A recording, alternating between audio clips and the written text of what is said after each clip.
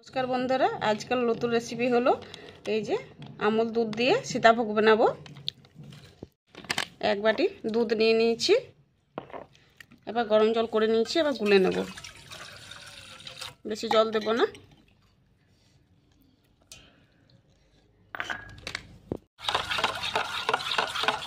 কড়াই চাপিয়ে দিয়েছি, এবার দুধটা ঢেলে দেব।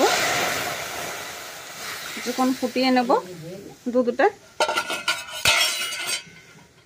এই যে বন্ধুরা ছানাটা আমার ফেটে গেছে, এবার নামিয়ে নেব। এবার কাপড়ের মধ্যে ছেঁকে নেব। এবার জল দিয়ে ঠান্ডা জল দিয়ে অল্প অল্প করে ধুয়ে নেব। এইভাবে জলটা বের করে নেব খুব ভালো করে।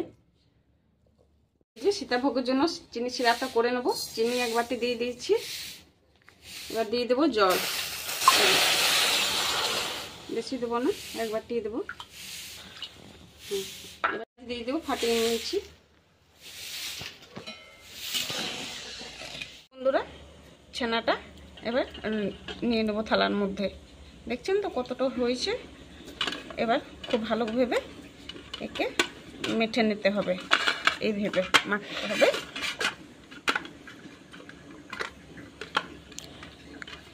হয়ে গেছে, এবার নামিয়ে নেব। আলু দিয়ে ভালো করে ছানাটা মেখে নিয়েছি। এবার দিয়ে দেবো একটা চামচ কর্নফ্লাওয়ার দিয়ে দেবো। চালের গুঁড়ো নেই, আতপ চালের গুঁড়ো দিতে হবে, সেই জন্য আমি কর্নফ্লাওয়ার দিয়ে দিচ্ছি। এবার খুব ভালো করে মেখে নিতে হবে। দুধ দিয়ে অল্প অল্প করে দুধ দিয়ে মাখতে হবে, নরম করতে হবে। একটা প্লাস্টিক নিয়ে নিয়েছি, এবার প্লাস্টিকের মধ্যে এটা ভরে নেব। অল্প করে কেটে নেব কোনটা। এটা হালকা গরম করতে হবে, এবার ছেড়ে দেব।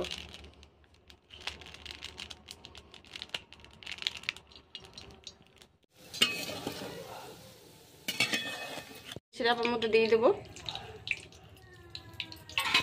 30 মিনিট ভিজতে দেবো, 30 মিনিট পর দেখাবো। আমাদের বর্ধমানের মতন সীতাভোগ রেডি। আপনারা এইভাবে বানাবেন, খেতে অসাধারণ লাগবে।